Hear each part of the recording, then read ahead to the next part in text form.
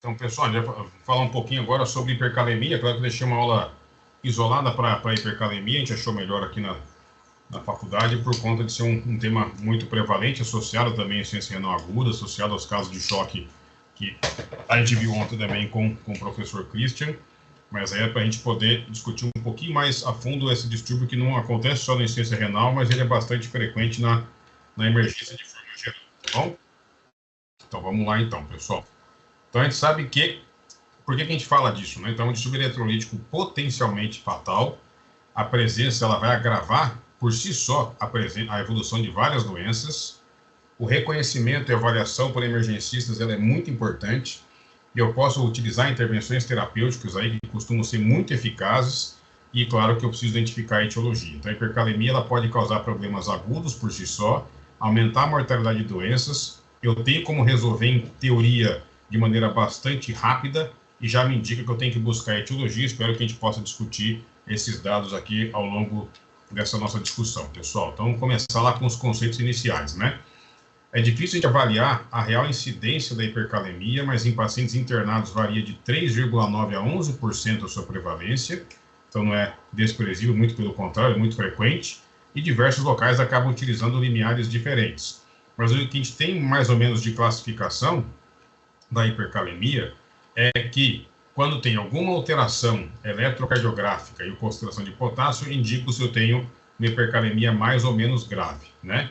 Então, se eu tenho um potássio acima de 6,5, eu já entendo que isso é uma hipercalemia grave, independente de qualquer outra coisa. Se tem entre 6,1 e 6,5, e eu tenho alteração eletrocardiográfica, é uma hipercalemia grave. Entre 5 e 6, eu tenho hipercalemia moderada, se tem alteração de eletrocardiograma. Ou seja, a hipercalemia é considerada leve, de forma que eu poderia não fazer nenhum tratamento específico, apenas se o potássio estiver abaixo de 6 e não tiver alteração eletrocardiográfica. Ou seja, sempre que eu pensar em hipercalemia, além de eu ter a concentração do potássio, eu tenho que ter o eletrocardiograma. Então, tendo alteração de eletro, em geral, independente do valor, eu já sei que é uma hipercalemia que precisa de tratamento imediato, tá bom? E o valor acima de 6 é sempre uma preocupação, sempre precisa de tratamento. Então, muitas vezes as pessoas, o potássio está 7 e não tem alteração de eletro. Mesmo assim, é uma alteração que a gente já fica bastante preocupado. Os pacientes podem ter complicações graves somente, entre aspas, pelo potássio estar acima de 6,5, independente, às vezes, de ter alteração eletrocardiográfica. Não é frequente, o potássio está 7,8 e eu tenho um eletro normal. Mas, acima de 6,5, já tem coisas graves que possam acontecer, né? A gente sabe que tem na homeostasia do potássio, né? Se eu tiver um aumento da absorção do potássio pelo trato gastrointestinal, esse potássio ele vai acabar chegando ali no néfron distal, né? Pelo sangue direitinho, ele vai chegar ali no colo distal, onde vai ser absorvido para o sangue, né? Vai ter absorção ali fundamentalmente, e vai chegar até o nosso fantástico rim, onde tem uma série de substâncias, uma série de componentes que vão fazer a absorção ou eliminação desse potássio, muitas vezes trocando pelo sódio, né? Então, quando eu chego o potássio, né, fundamentalmente no nosso rim, vai chegar aqui no sangue, vai ter absorção de água, potássio. Eu sei que o potássio, ao chegar aqui pelo sangue, ele vai ser trocado com o sódio, e depois ele pode ou não ser jogado aqui para o fluxo urinário. Então, ele vem pelo sangue, o potássio, ele tem uma bomba ATPase de sódio, que vai ser trocado por potássio. Isso vai ter um efeito automático aqui da espironolactona, que vai interferir neste elemento, então vai poupar o potássio, vai acabar inibindo um pouquinho essa ATPase de eliminação de potássio, que acaba preservando o potássio, reduzindo o débito urinário. Isso eu vou ter o diurético, né, que vai aumentar a excreção de sódio e poupar potássio. E eu tenho depois o potássio vai sair diretamente aqui por alteração de concentração para a urina. Então eu sei que do sangue depende também da concentração do sódio, eu vou ter a absorção do potássio. 98% do potássio, pessoal, está no intracelular. A ingesta de potássio por si só raramente causa hipercalemia. Mas para ver hipercalemia, eu preciso fundamentalmente que tenha redução da excreção do potássio. E a gente já viu que a aldosterona, a hiperaldosteronismo, por exemplo, o hipoaldo, né, reduz a excreção do potássio. Uma doença renal aguda ou crônica, alterando a concentração de sódio, muitas vezes dentro dos túbulos renais, vai alterar a excreção de sódio. A redução de sódio e água nos túbulos renais, por exemplo, hipovolemia, não tem sódio, não tem água lá, também a gente viu que por alteração de concentrações concentra mais sódio. Então, para ter hipercalemia, eu preciso ter de alguma forma a redução da sua excreção urinária, que só Comer mais potássio, raramente, se o rim estiver funcionando bem, vai ter hipercalemia. Eu preciso ter alteração específica ali do rim. Uma doença aguda, uma doença crônica, uma alteração de aldosterona, uma redução da excreção de água por algum motivo, né? E por que é importante a gente corrigir o potássio? A hipercalemia, por si, se associa com maior mortalidade. Quanto maior o tempo da hipercalemia, maior o risco do paciente morrer. Quanto mais tempo eu tiver para reduzir o potássio em mais do que 1 mEq por litro, maior mortalidade. Portanto, o reconhecimento do potássio indica uma correção imediata. Eu não posso pedir exame, ficar esperando o dia seguinte. Viu hipercalemia? Aumenta a mortalidade, tá bom? Em algumas doenças, por exemplo, potássio acima de 4,5 no infarto aumenta a mortalidade. A hipercalemia, na doença renal crônica dialítica, associa com maior mortalidade. Nos pacientes internados, insuficiência renal aguda e hipercalemia duradouros, também maior mortalidade. É um fator de risco independente de outros fatores. Potássio acima de 4,5 é um fator de risco independente com a mortalidade na insuficiência cardíaca. Portanto, o potássio alto, por si só, leva a várias complicações. E aqui eu tenho, por exemplo, a probabilidade de morrer e o potássio. Observe aqui na hipercalemia, em várias doenças crônicas, né? Doença renal crônica, insuficiência cardíaca, diabetes. Observe que quanto maior for a concentração de potássio, já a partir de 5,5, aumenta a mortalidade, por si só. E acima de 6,5, que a gente interfere como potássio grave, com a mortalidade aumenta.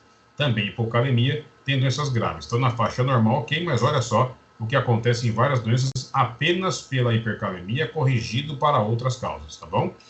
Ou seja, se eu vejo um paciente com hipercalemia, eu estou muito preocupado, eu preciso começar a intervenção de imediato, eu não posso ficar esperando, achar causa, pedir exame amanhã, eu tenho que começar manejo de imediato por esses aspectos, tá bom? Então, a mulher de 45 anos tem tosse com catarro amarelado há 5 dias, está com o nariz entupido, há 1 dia está com náuseas e vômitos, está sentindo cansaço também. Ela é lúpica em uso de prednisona e redução progressiva das doses, tá bom? E aí, pergunta se já tem pós-diagnósticas e se você já pensa em hipercalemia ou não. Luiz, se você quiser me ajudar, fique à vontade, tá bom? Não quero ficar te pressionando, só está aqui comigo aqui, não quero ficar também fazendo todas as perguntas para o senhor. Então, sinta à vontade para me ajudar ou não. Então, nesse caso aí, se você quiser, evidentemente, me avise só se você quiser ou não. Aí, se você pensar em alguma hipótese e se você já pensaria em hipercalemia com esses dados que a gente passou para você na história e nos sinais vitais.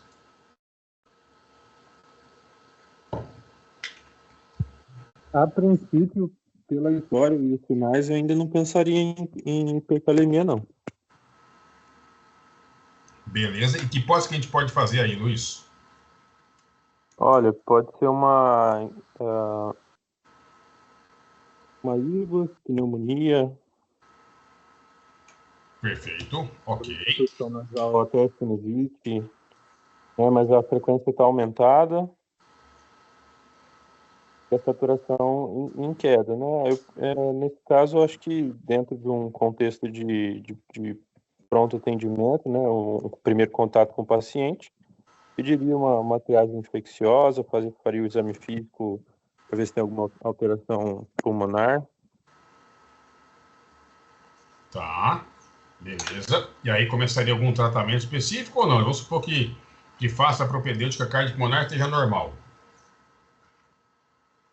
Normal, veria, nesse caso, né, o hemograma e a saturação se mantesse, né, 95 ali, ou em queda, aí pediria alguns outros exames também. Tá, e que exame você pediria, por exemplo? Nesse momento, somente o hemograma. Beleza, ok. Então, eu concordo com você, Luiz. De tosse com catarro amarelado, obstrução de nariz, parece ser mais uma rinocinusite, talvez, né? Mas a gente fica preocupado, né? Porque tem cansaço, tem taquicardia, taquipneia, não é tão frequente assim uma rinocinusite evoluir com taquicardia, taquipneia. Pode acontecer, uma sinusite causar alterações mais graves, enfim. Não tem febre, evidente, mas a temperatura está um pouco mais elevada, a saturação ainda dentro do normal. Não tem relato de dispneia, a história não tem exame físico ainda, né? Então o exame físico que você comentou é fundamental. E só chama atenção ali na pressão, uma pressão sistólica perto de 120 e uma diastólica abaixo de 60. Então tem uma diferença de pulso ali, né? A diferença entre a pressão sistólica e a diastólica, ela está um pouquinho alta. Então indica, talvez, pode ser o normal do paciente, Mas lembrar que, muitas vezes, num paciente com uma doença infecciosa, esse dado da pressão, quando tem uma diferença da sistólica para a diastólica grande, pode indicar alguma vasodilatação. E aí, se eu associar isso com taquicardia e taquipneia, eu fico já preocupado com alguma possibilidade de choque, e aí seria um possível choque distributivo. Não tem, o paciente tem um cansaço, não está descrito uma alteração de choque evidente. Mas a diastólica chama atenção, tudo bem? 50 de diastólica e 120 de sistólica tem uma diferença grande. E aí, quando tem essa diferença mais grande entre as duas, pode indicar uma vasodilatação. E aí poderia indicar um choque distributivo, tá bom? E aí tem esse prednisona ali, o lúpus, né? O prednisona, a gente sempre lembrar que tem uma doença não comum, mas que quando a gente tem alguém que usa prednisona de maneira crônica, e aí tem um insulto, uma infecção aguda, um processo que precisaria, de certa forma, ter cortisol para poder justificar. Se o paciente já usa prednisona, não deixe que o nosso corpo produza cortisol a mais. Então, posso, num paciente que usa cronicamente corticoide, ao ter uma doença aguda, mais comumente infecção, mas pode ser qualquer outra doença aguda, eu posso não ter cortisol suficiente para manter os meus sinais vitais adequados para aquela situação, que a gente chama de insuficiência adrenal específica. Então, neste contexto, se o paciente tem uma insuficiência adrenal, ela pode causar náusea, pode causar vômito, pode causar cansaço e pode causar diastólica baixa, também pode causar um choque distributivo. Então, nesse contexto, eu lembrar de infecção, está perfeito, coletar exames de laboratório. Aí, geralmente, se a gente pensa em exame de laboratório, talvez, João, se a gente pensar só em hemograma, ele possa mostrar para mim que tem uma infecção, coisa que eu já pensei pelo quadro clínico. O que ele vai me dar de mais informações se tem célula jovem, né? Então, se tem desvio esquerdo, que poderia ser um indício de disfunção orgânica, plaquetopenia, que eu estou preocupado com a disfunção orgânica, mas aí também, né, se eu for coletar, que eu acho que tem total indicação de coletar, nesse caso, ver a função renal, ver bilirrubina, ver aqueles critérios que eu posto do SOFA, para poder ver se o paciente tem alguma disfunção orgânica pensando em sepse, né?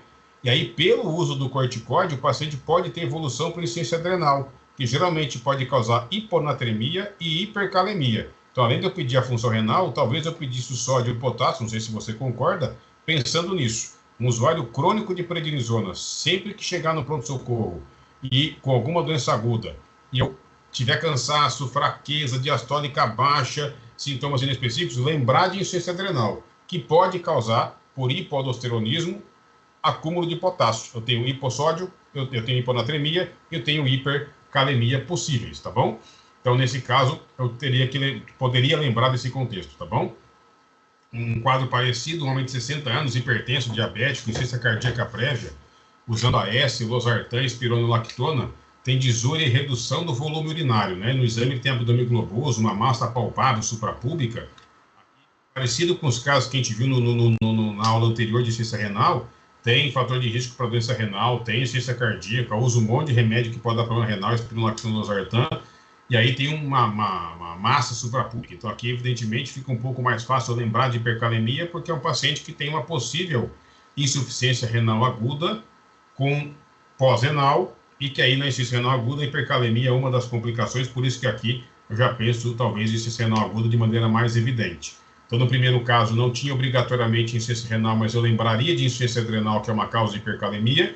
Nesse caso aqui, tem uma insuficiência renal aguda provável por obstrução urinária, onde a hipercalemia geralmente faz parte do processo.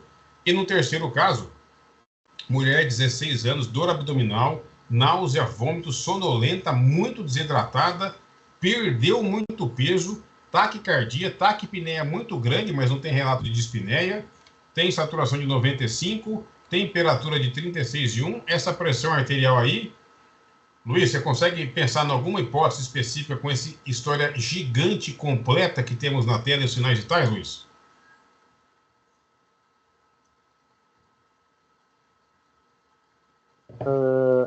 Náusea, vômito, sonolenta.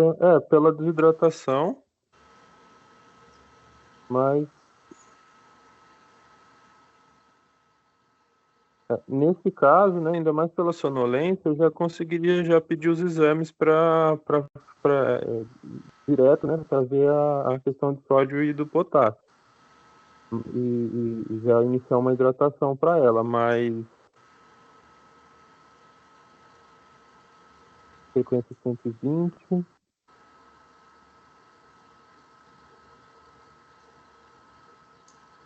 A respiratória está 36 e ela não tem dispneia. Ela não tem desconforto respiratório. Com esse quadro clínico aí, Luiz, tem alguma hipótese que vem à sua mente assim? Uma ou duas hipóteses? Etiológicas. Ela tem hipovolemia. O hipovolemia está desidratado, então tem que hidratar com certeza, pedir, né? Mas uma causa, caramba, pode ser tal coisa aí. Preciso pedir, faço esse exame à beira do leito para confirmar, talvez.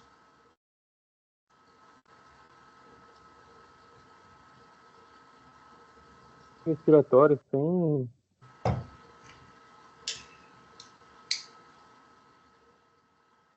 Até teto, professor. Até sepse? TEP?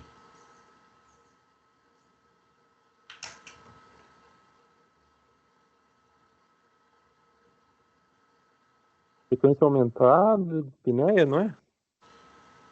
O paciente não tem dispneia. Então, vamos tentar junto aqui. Ó, o paciente tem Ah, uma não, moça tem jovem. dispneia. Oi? Tem dispneia. Não tem dispneia. Não está com nenhum desconforto respiratório. Não tem nenhum sinal de insuficiência respiratória clínica. Ela só tem ataque apneia.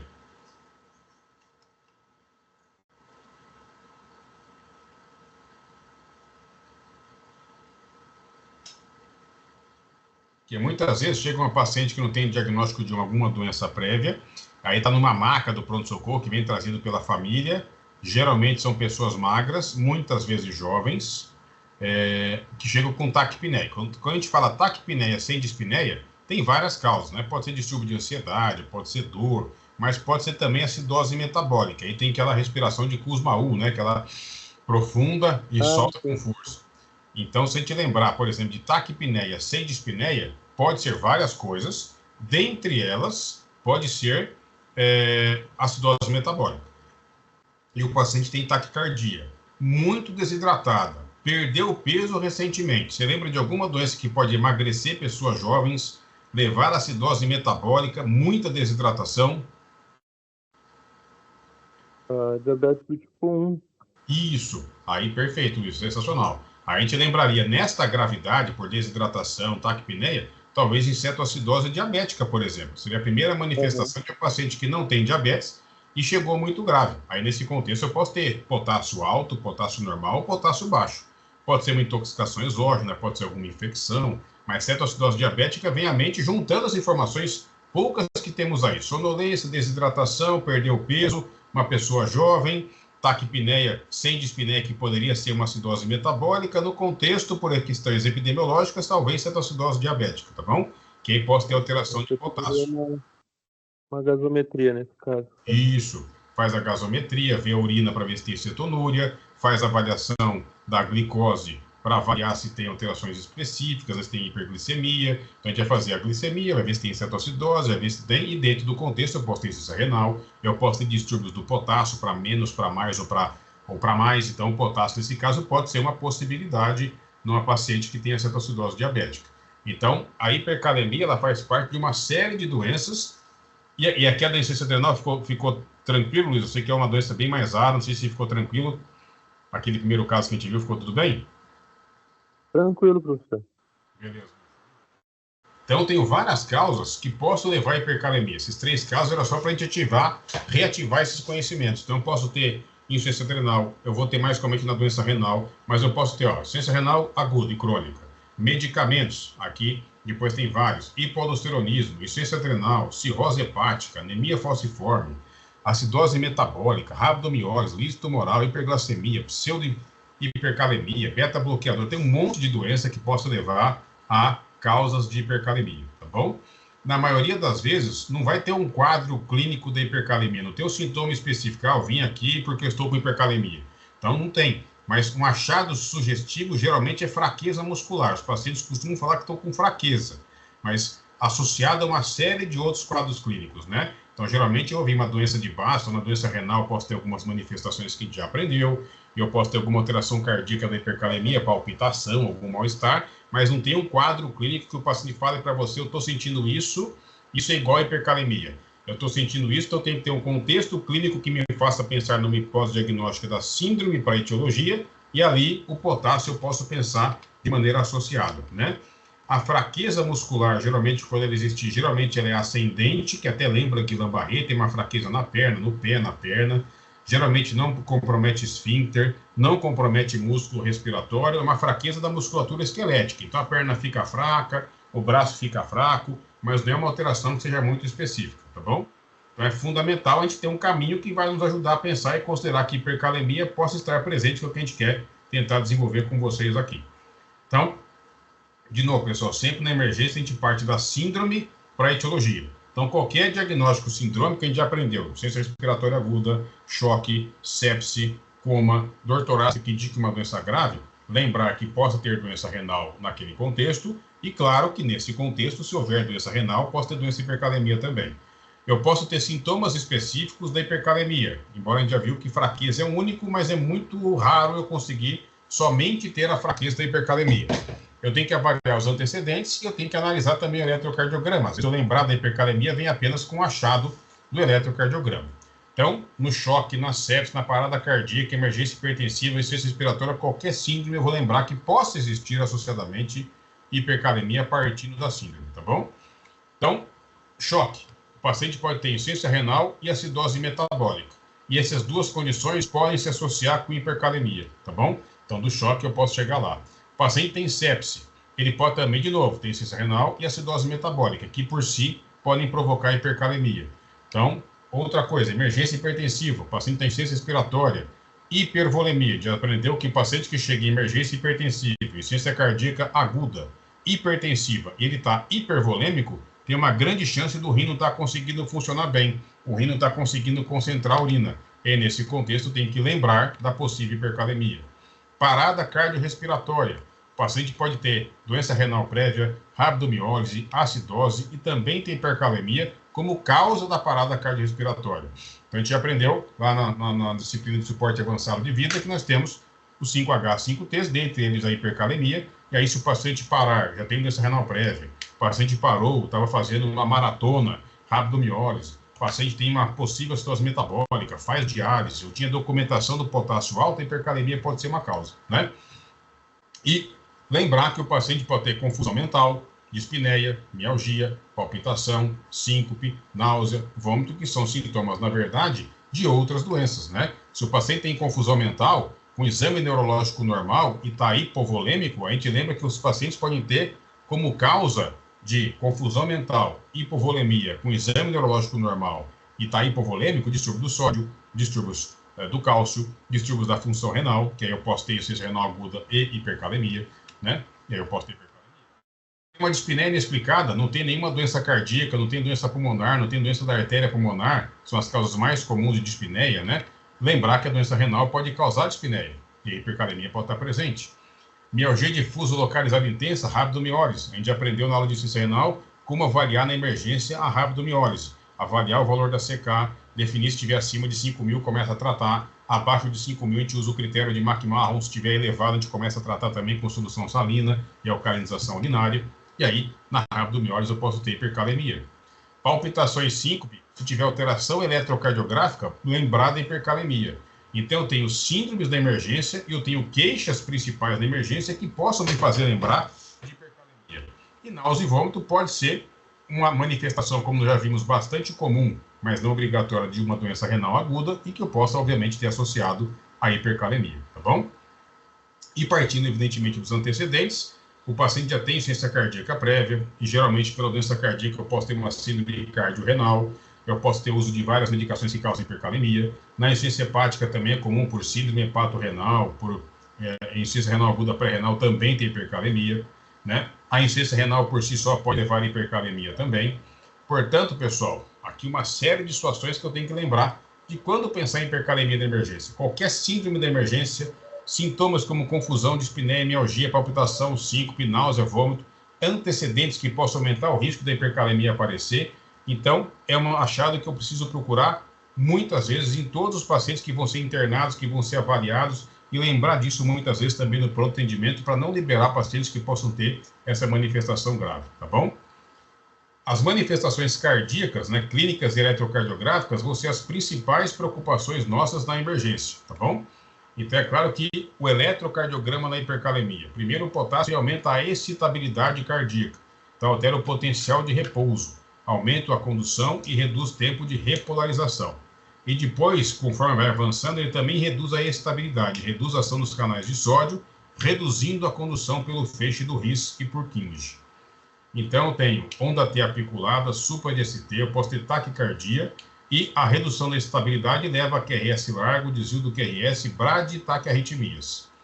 A gente vai mostrar a sequência potencial dos eletros aqui. Não tem uma correlação exata entre o valor do potássio e a alteração do eletro. Então, já depende do paciente ter uma doença crônica com risco de hipercalemia mais prolongada. As alterações do eletro vão ser mais preditoras de complicações e mortes do que o valor da calemia. Então, tem que lembrar que não existe uma correlação exata do potássio com a alteração do eletro. Eu penso que isso possa acontecer. Então, estão as principais alterações conforme elas vão sendo aparecendo, pessoal. Então, primeira fase do eletro, vamos dizer assim, as ondas T ficam apiculadas, que são essas ondas T que vão aparecer aqui, simétricas, entenda, e eu posso ter algum tipo de bloqueio chamado fascicular. No segunda fase, eu tenho o alargamento do PR, então o início da onda P até o início do QRS. E pode haver um supra de ST que mimetiza muitas vezes infarto do miocárdio na sua fase hiperaguda. No início do infarto eu vou ter uma onda T, um supra de ST com uma onda T bastante alongada, especialmente nas precordiais. Então, primeira coisa, a onda T fica apiculada, pode aparecer um supra associado ao intervalo, o PR começa a alongar. Numa terceira fase, o PR começa a alongar, ainda mais a onda P começa a desaparecer. Aí, por uma redução da estabilidade do canal de sódio, eu vou ter no alargamento do QRS, a onda T continua apiculada. Numa quarta fase, o QRS desaparece no seu formato tradicional, a onda P desaparece e o elétron fica com um aspecto sinusoidal. Fica um R, S e depois uma onda T que aparece depois. E a onda P desapareceu. É como se fosse um ritmo chamado de junção. E, por fim, a arritmia ventricular.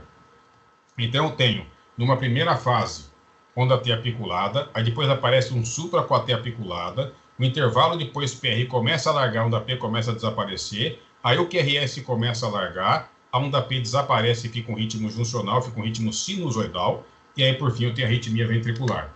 Então, se eu já estiver nessa fase de QRS largo ou sinusoidal, em geral, o potássio costuma estar bem alto, tudo bem?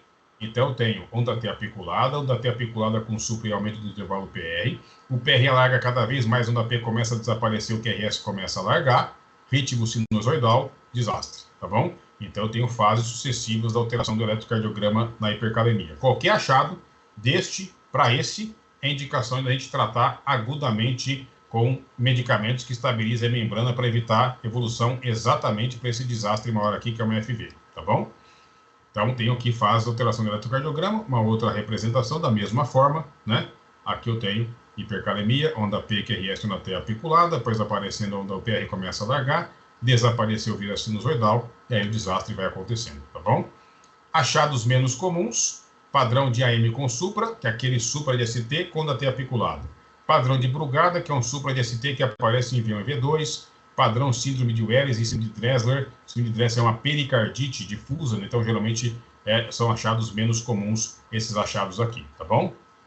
Então, QRS largo, desvio de eixo, bradicardia e ausência de onda P sugere hipercalemia. Se o paciente tem um QRS largo, naquele ritmo sinusoidal sem onda P, lembrar de hipercalemia muito importantemente. Aqui alguns exemplos que a gente já tinha mostrado anteriormente na aula de insuficiência renal, mas só para a gente rever. Observem aqui, pessoal, que nós temos um eletrocardiograma com uma onda T que chama atenção, ela está bem apiculada, está em tenda, está simétrica de V1 até V4. Então aqui, geralmente, a onda T mais visualmente apresentável é aqui nessas derivações de V1 a V4. Então aqui a onda T em tenda.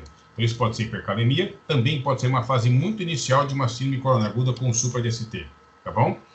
Aqui eu tenho outro eletrocardiograma mostrando fundamentalmente nesse eletrocardiograma aqui. Olha aqui um paciente que tinha aqui um potássio dentro da sua faixa normal. E olha como altera aqui o eletrocardiograma, fica mais taquicárdico, o QRS começa a alargar, né, o QRS, aparece supra de ST aqui nesse eletrocardiograma. Então com potássio de 8,2, como mudou completamente o eletrocardiograma com achados mais típicos de hipercalemia, tá bom? Esse daqui seria o nosso aspecto sinusoidal. Olha o desastre total, o potássio pré-parada cardíaca. Olha como já temos ondas T bem apiculadas, um QRS alargado, ausência de onda P, nesse caso aqui, e um aspecto de sinusoide, ó, aqui, o RST, sem a presença de onda P. Então, aqui é um eletro que eu tenho fundamentalmente só QRST, muito alargado, num aspecto sinusoidal, o desvio de eixo do QRS, então aqui é um eletro muito sugestivo de uma hipercalemia grave, tá bom? E aqui, mais um com potássio de 9, observe aqui, também um aspecto sinusoidal, QRS bem largo, sem onda P de pato, então não tem onda P, só tem o QRS sinusoidal, né? Uma frequência, não dá para falar isso com uma taquicardia ventricular, que a frequência é bastante baixa, né?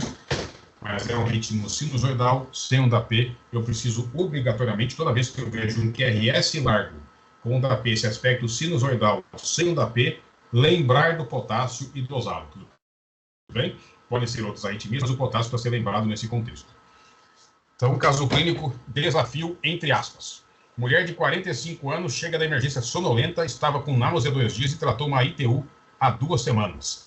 Ela faz uso de carvedilol, espironolactona e ramipril. Chegou bradicárdica, taquipneica e chegou hipotensa. Portanto, se está com sonolência, esquisita náusea, esquisita sonolência, hipotensa, bradicardia, a gente pensa imediatamente em choque. E a gente sabe que no choque, geralmente a gente espera que a frequência cardíaca esteja mais alta. Se a frequência cardíaca está baixa, 50 para baixo, a gente sabe que isso geralmente, a bradicardia pode ser a causa do desastre. Tudo bem? Beleza. Luiz, que exame você quer ver agora, Luiz?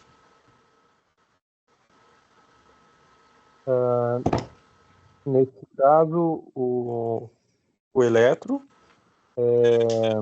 uma gasometria e os exames gerais, né? Hemograma, sódio, potássio, função renal, função hepática. Perfeito. Então a gente chega aqui. Perfeito. A gente está sonolenta, hipotensa, então choque, a gente já faz o diagnóstico. Está usando um monte de remédio aqui, né? Será que o carvedilol é a causa? Está com frequência cardíaca mais baixa? Tratou uma infecção urinária, será que é séptico, né? Então, estou procurando séptico e os exames estão corretíssimo. Mas, evidentemente, num paciente com choque, a gente espera ataque cardíaco. Se está bradicárdico, caramba, o paciente pode ter uma bradicardia como sua causa de choque. Então, talvez a primeira hipótese seja exatamente o eletro que você pediu aí, tá bom? Aí, esse é o eletro da paciente aí. Quem tem esse eletro aí? Ó, o eletro está com uma onda T bem articulada, né? Isto. Está com achatamento da onda P, QRS alargado, né? Se esperar pela bradicardia. Isso.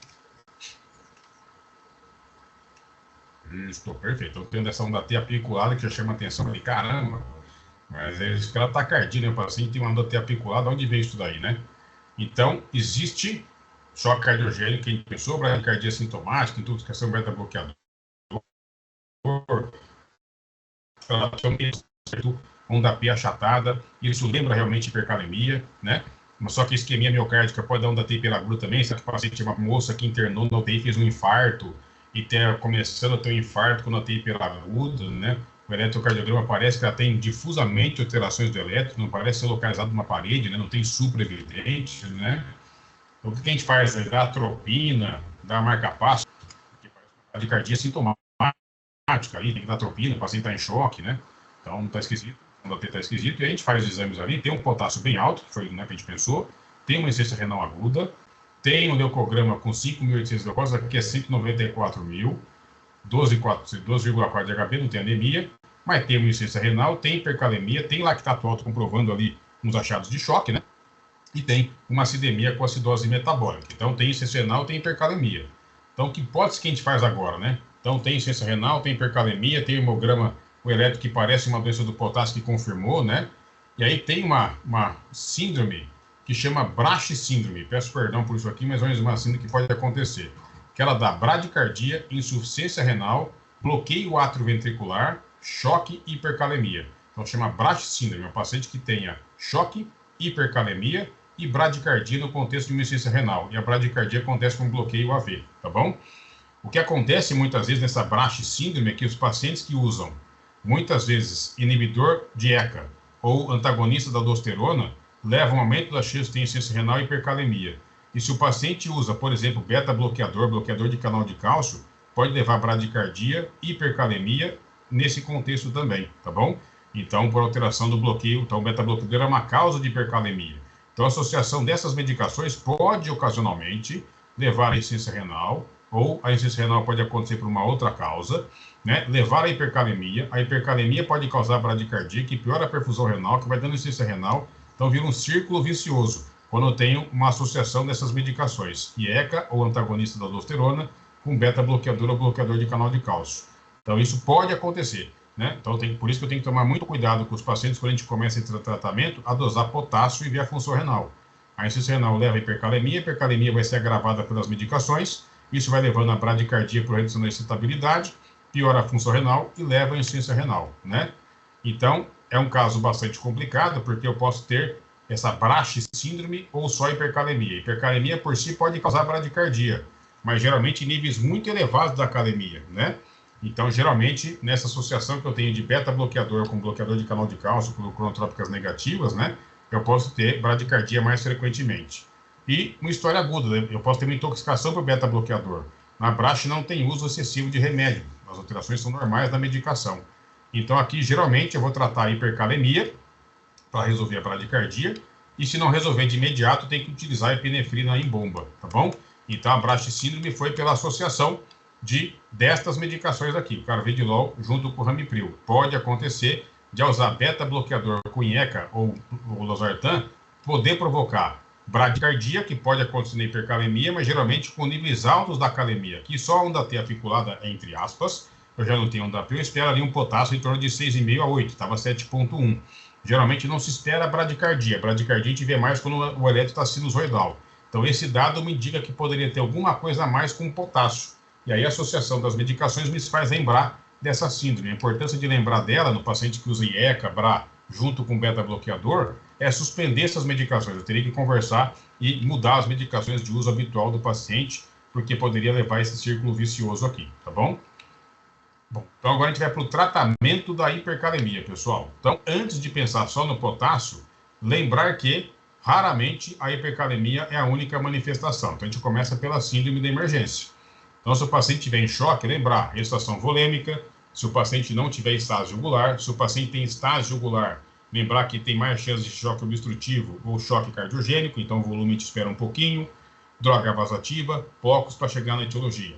A insuficiência respiratória, a gente dá oxigênio, decide se tem alguma indicação de intubação imediata, decide, dependendo da etiologia, se tem indicação de utilizar ventilação mecânica não invasiva, então DPOC, insuficiência cardíaca hipertensiva, e, de novo, poucos exames complementares. Antibiótico terapia e controle do foco, lactato e culturas, ressuscitação volêmica e drogas vasoativas. Então, isso é fundamental para que a gente consiga chegar nos tratamentos adequados, tá bom? E agora o foco no potássio. Então, a gente lembrar que o potássio, especificamente, vai ter alteração eletrocardiográfica, ter alterações musculares e alterações renais também associadas ao potássio, tá bom? Então, quando é que a gente trata emergencialmente a hipercalemia? Quando o paciente tem sintomas clínicos de hipercalemia, que não é comum os musculares ou cardíacos, tá bom? Mas quando tem alteração eletrocardiográfica, vai ser com mais frequência. Quando o paciente tem potássio acima de 6,5 e presença de hemorragia digestiva ou grave lesão tecidual, mesmo que não haja sintomas clínicos. Então, potássio no nível grave, que tenha HDA ou grave lesão tecidual. E potássio acima de 5,5 na insuficiência renal aguda e lesão tecidual grave ou sangramento digestivo. Então, aqui eu tenho as indicações principais de tratar emergencialmente a hipercalemia. Então, potássio com sintomas clínicos, qualquer valor, especialmente alteração de eletro, potássio acima de 6,5 na HDA, ou sinilise tumoral, rabdomiólise, e acima de 5,5 se o paciente tem insuficiência renal aguda e outras lesões mais graves. E se o paciente tem alteração eletrocardiográfica, a primeira coisa é estabilizar a membrana. Qualquer alteração daquelas que a gente citou. A principal medicação a ser usada é o cálcio nessa situação. Então, o cálcio antagoniza o efeito do potássio na despolarização e repolarização, restaura ritmo cardíaco, aumenta a força de contração muscular miocárdica, só que seu efeito é fugaz, de 30 a 60 minutos. Então, qualquer hipercalemia com alteração específica do eletro tem que fazer gluconato de cálcio, ou funcionar cálcio. E alguns advogam utilizar para potássio acima de 6,5 mesmo que não tenha alteração do potássio. Tudo bem? Então, em princípio, seriam esses componentes específicos. Opções terapêuticas. Cloreto de cálcio. Pode causar flebite, necrose. É indicado pela European Resuscitation Council, mas geralmente o mais usado é o gluconato de cálcio. E a dose é de 1.000 a 2.000 miligramas. Então, eu dou 10 a 20 ml de gluconato de cálcio, 10%, em 1 a 3 minutos. Posso usar o cloreto de cálcio, que geralmente é de 500 a 1.000 miligramas, 5 a 10 ml a 10%, em 1 a 3 minutos. Então, geralmente, a gente usa 10 a 20 ml de gluconato de cálcio a 10% de infusão 1 a 3 minutos. O efeito é fugaz, então, geralmente, vai passar em alguns minutos. Então, a gente vai ter que repetir o eletrocardiograma e, obviamente, que a gente vai entrar junto com o cálcio outras medicações para reduzir o potássio, mas se mantiver alteração eletrocardiográfica, a gente pode repetir essa dose em torno de 1 hora. Segundo passo é jogar o potássio para o intracelular. E aí eu posso ter insulina com glicose, beta-2 agonista e bicarbonato de sódio. A insulina com glicose, que é uma das mais usadas, a insulina ativa a bomba de sódio e potássio ATPase da musculatura esquelética e reduz rapidamente o potássio. Em geral, 10 a 20 unidades de insulina administradas em menos de 30 minutos reduzem o potássio em 1 mEq por litro. Então, para cada 10 a 20 unidades de insulina que eu dou, eu reduzo o potássio em 1 mEq. Então, a indicação é qualquer hipercalemia que tenha alteração de eletro e hipercalemia acima de 6, independente de qualquer outra coisa. Então, potássio acima de 6, está indicado reduzir o seu valor com insulina com glicose, por exemplo. Tá bom? E como é que faz? 5 a 10 unidades de insulina regular em bolos, seguido de 25 a 50 gramas de glicose intravenosa ao mesmo tempo. Tudo bem? Eu não quero deixar a hiperglicemia mais baixa. O principal risco é a hipoglicemia, então eu tenho que fazer avaliação de glicose de hora em hora, se necessário, novo bolos após 6 horas. Então, geralmente, eu posso manter depois uma glicose, um soro glicosado, 5% por hora, ali, manter umas 50, 65 miligramas, mas, fundamentalmente, eu estou preocupado em dar glicose junto com a insulina. Se eu só fizer insulina, eu posso causar hipoglicemia. Então, para cada unidade de insulina, a gente faz, geralmente, 5 gramas de glicose. Então, se eu dei 5 unidades de insulina regular em bolos, eu vou dar 25 gramas de glicose intravenoso na sequência. Se eu der 10 unidades de insulina regular, eu vou fazer 50 gramas de glicose. Eu posso fazer insulina em bolos e dar glicose separado em ampolas ou em solução glicosada. Mas eu tenho que fazer glicose logo depois da insulina, tá bom? 5 unidades não parece ser inferior a 10, então para a gente começar, talvez seja mais seguro começar com 5. Então, eu posso usar, às vezes, 0,1 unidade por quilo até o limite de 10, entre 5 e 10. E lembrar de dar 5, eu vou dar 5 gramas de glicose para cada unidade de insulina que eu utilizar. E eu mantenho infusão de glicose após o bolos, monitorando a glicemia de hora em hora. Hipo e hiperglicemia são deletérios, tá bom? Eu posso usar também beta-2 agonista, ele ativa a bomba de sódio e potássio ATPase da musculatura esquelética, e doses necessárias para reduzir o potássio de forma adequada são maiores que as necessárias para o tratamento das doenças respiratórias. Então, de novo, qualquer hipercalemia com alteração de eletro, qualquer hipercalemia acima de 6, independente de alteração de eletro ou não, e o beta-2 costuma ser usado depois de dar gluconato e depois de dar insulina com glicose, tá bom? Então, eu uso salbutamol, em geral, 40 gotas de salbutamol em inalação, que é bastante, ou usar o beta-2 em spray. Aí, geralmente, eu faço de 8 a 10 puffs. As doses não estão tão bem estabelecidas quando eu uso a dose naqueles nebulímetros, nos sprayzinhos, que tem 100 microgramas por dose. Mas a quantidade de beta-2 que eu preciso dar para reduzir o potássio é maior do que aquela para doença respiratória, o que pode contribuir para arritmias. Por isso que geralmente a gente usa o gluconato de cálcio, depois eu utilizo a insulina com glicose, e eu uso o beta-2 caso o potássio não estiver reduzindo com a insulina com glicose, porque é um tratamento mais rápido de ser administrado, mas tem que tomar cuidado só com os efeitos colaterais, porque pode causar taquiarritmia, né? Difícil usar em paciente com choque, e o uso mais comum para hipercalemias de emergência de resolução em pacientes que não estão taquicárdicos, tá bom? Outra opção é o bicarbonato de sódio para reduzir o potássio. Ele ativa a bomba de sódio e potássio ATPase nos túbulos renais, reduz o pH, liberando hidrogênio das células em troca de potássio. O efeito em pacientes sem acidose metabólica ainda é bastante controverso. Geralmente está indicado especialmente em hipercalemia com acidose metabólica, ou quando os outros tratamentos não têm um efeito positivo, especialmente gluconato e insulina com glicose. Não costuma ser um tratamento de primeira linha, exceto se tiver uma acidemia com risco de vida. E se eu achar que tem indicação, eu geralmente faço uma solução isotônica, eu dou 150 mEq de bicarbonato de sódio, 8,4%, tem 850 ml de soro glicosado, 5%, e eu faço isso em 4 horas, 250 ml por hora, ou uma solução mais hipertônica, que geralmente eu vou fazer em 20 minutos, numa situação mais grave, já faz diretamente 100 a 250 ml de bicarbonato de sódio em 20 minutos. Mas o ideal é você fazer a solução isotônica por situações mais graves. Pode causar sobrecarga volêmica, pode causar hipernatremia, pode causar hipocalcemia. Então, eu posso ter várias complicações de usar o bicarbonato, especialmente na sua forma hipertônica. E eu posso até reduzir a quantidade de oxigênio para os tecidos, tá bom? E outro tratamento é eliminar o potássio, que é o do diurético, resinas e diálise, né? Os diuréticos, especialmente o diurético de alça, elimina potássio pelos túbulos distais, a furosemida vai aumentar a excreção de sódio pelos túbulos, e esse sódio vai ser trocado pelo potássio, né? Então, os efeitos serão mais pronunciados em pacientes que não tenham doença renal crônica. Então, a indicação principal é o paciente que tem a hipercalemia, já tem a doença renal crônica, ou que tem hipercalemia com hipervolemia, e só tomar cuidado em paciente hipovolêmico, né? Aí eu faço furosemida 40 a cada 12 horas, e em casos graves eu posso até optar pela infusão contínua, não é comum. Em pacientes com doença renal crônica e hipercalemia crônica, em geral, eu posso associar com bicarbonato de sódio isotônico.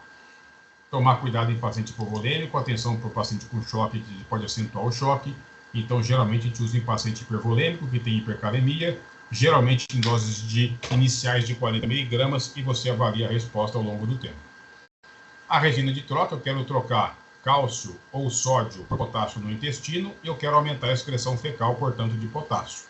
Tem pouco trabalho que avalia eficácia na hipercalemia aguda.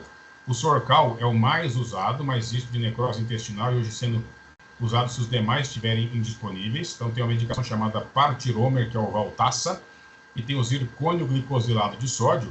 Geralmente, o Partiromer são 8,4 gramas que eu faço em doses repetidas. Esses zircônios são 10 gramas 3 vezes ao dia por 48 horas. E o Sorcal são 15 a 30 gramas a cada 8 horas com água ou sorbitol, se os demais estiverem ausentes, tá bom? O Sorcal evitar se tiver ele metabólico, evitar se tiver obstrução intestinal, evitar se o paciente tem isquemia mesentérica, porque pode piorar e necrosar o intestino, tá bom? E a diálise é o tratamento definitivo para hipercalemia grave associada com insuficiência renal aguda, na emergência dialítica, hipercalemia refratária, né? Pacientes com hipercalemia que já fazem diálise, e recomenda-se avaliação conjunta com o nefrologista. Volume, geralmente, uso em pacientes hipo ou normovolêmicos. Solução, geralmente, a gente faz isotônica, né? Vai chegar mais água e sódio no nefrodistal, e com isso eu vou conseguir ter uma ação para retirar o potássio, e ocasionalmente eu posso até associar com o diurético de alça, no contexto de tentar reduzir a hipercalemia, tá bom? O sódio hipertônico, alguns trabalhos evidenciam benefícios para estabilizar a membrana nos pacientes que não possam usar o cálcio, poderia aumentar o aporte de sódio no túbulo distal e ajudar na correção da hipercalemia. E um último caso aqui, pessoal. Mulher de 45 anos tosse com catarro amarelo há 5 dias, obstrução nasal, há 1 dia náusea, vômito e cansaço, lúpica e prednisona, aquele caso que a gente viu lá no começo, né? Lembrando ali da sepsia, lembrando da insuficiência adrenal. Então, lembrar, nesse caso, choque e insuficiência adrenal, é importante lembrar que é um paciente que tem uso crônico de corticoide por uma doença do colágeno e que tem um surto agudo, uma infecção aguda, né? Então, lembrar que nesse contraste, quando eu lembro de insuficiência renal, tem que começar a gestação volêmica, eu vou fazer a avaliação clínica nesse contexto, solicitar potássio, diurese. E aí, será que eu dou corticoide já? Será que eu doso cortisol na hora que eu penso em insuficiência adrenal? Eu espero a dosagem de cortisol? Então, aqui são os exames daquela paciente inicial que a gente viu no comecinho do caso. Então, ela tem um leucograma que indica alguma infecção, então 13.400 leucócitos, ali é 189 mil plaquetas, ureia 64, creatina 1,6, então tem insuficiência renal, tem alteração do sedimento urinário nenhuma, uma densidade fica no limite entre uma pré-renal e uma pós-renal, e uma renal, né? Potássio de 6 e 1, e sódio baixo, então tem hipercalemia e hiponatremia.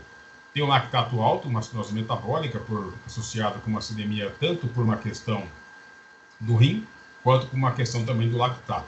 Então, será que é realmente insuficiência adrenal? A insuficiência adrenal, para eu lembrar disso na emergência, eu preciso ter um alto grau de suspeição. Todo paciente em choque pode ter algum grau de insuficiência adrenal, né? Todo paciente que use corticoide, que tem uma doença aguda, pode ter insuficiência adrenal. Pacientes que estão hipotensos e que têm a hiponatremia e hipercalemia, lembrem da insuficiência adrenal. Hipotensão que não consiga responder à droga e ao volume, lembrem da insuficiência adrenal. E ao pensar que possa ter, é melhor tratar antes mesmo que você confirme, né? Então, por exemplo, nesse caso aqui, o paciente tinha um eletrocardiograma sem sinais de hipercalemia, sem achados de hipercalemia, e também não melhorava PA com volume, né? Então, é fundamental, pensou, trata. Então, geralmente a gente dá corticoide, hidrocortisona ou metilprednisolona. Então, a gente faz hidrocortisona 50 mg de 8 em 8, associado, quando tem hipercalemia, a fludrocortisona, que tem um efeito mineralocorticoide, 0,1 mg VO de 8 em 8. Nesse caso, poderia ter iniciado os 2 tratamentos, tá bom? Tanto a hidrocortisona como a fludrocortisona. Então, no caso do paciente que tenha uma insuficiência adrenal especificamente, eu tenho que lembrar dessa possibilidade, tá bom? Aqui, pessoal, nesse contexto geral, né? Então, se o paciente está usando ali alguma medicação que reduz potássio, né? Se o paciente está com redução do seu volume, eu tenho que lembrar de dar volume para o paciente com hipercalemia, né? Se eu quero aumentar o potássio intestinal, lembrar exatamente algumas medicações especificamente no partilômer, né? Se o paciente tem alteração de mineralocorticoide adrenal, lembrar da fludrocortisona para tratar. E a diálise também é uma possibilidade, pessoal, tá bom? Então, lembrando disso, e é claro que eu tenho que lembrar, para finalizar, né, se o potássio está acima de 6, lembrar monitorar, tem alteração eletrocardiográfica, mandar o gluconato de cálcio. Se o paciente tem um alto risco de hipercalemia, ou o potássio está acima de 6, ou tem repetidamente acima de 6, trate se o potássio estiver acima de 6, na grande maioria dos casos, com um tratamento específico para o potássio, tudo bem? Se eu dou o cálcio intravenoso, lembrar que ele tem um efeito muito fugaz, e lembrar que a função dele é estabilizar a membrana. Então, eu tenho que começar com insulina com glicose e ou salbutamol. Geralmente, a gente coloca insulina com glicose. Eu acrescento bicarbonato se tiver acidose ou se não responder nos demais, tá bom? E a outra possibilidade é começar diurético PV se o paciente tiver com sobrecarga volêmica. E aí eu vou fazendo análise do potássio continuamente. Se o paciente mantiver alteração eletrocardiográfica e eu estou reduzindo o potássio ainda, lembre de continuar o gluconato de cálcio.